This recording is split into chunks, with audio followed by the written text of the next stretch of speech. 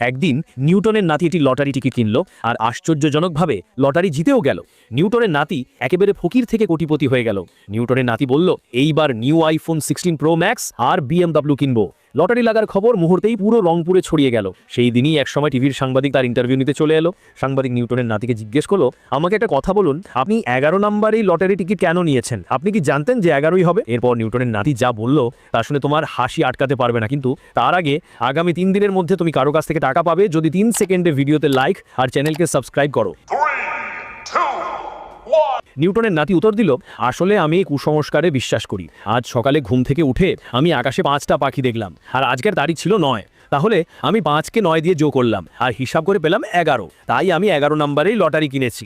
সাংবাদিক সঙ্গে সঙ্গে বলল, কিন্তু 5 যোগ 9 = 14 হয়। নিউটনের নাতি হেসে বলল, এই যে তোমাদের মতো বেশি পড়ালেখা জানলে আজ হয়তো আমার লটারি লাগতো না।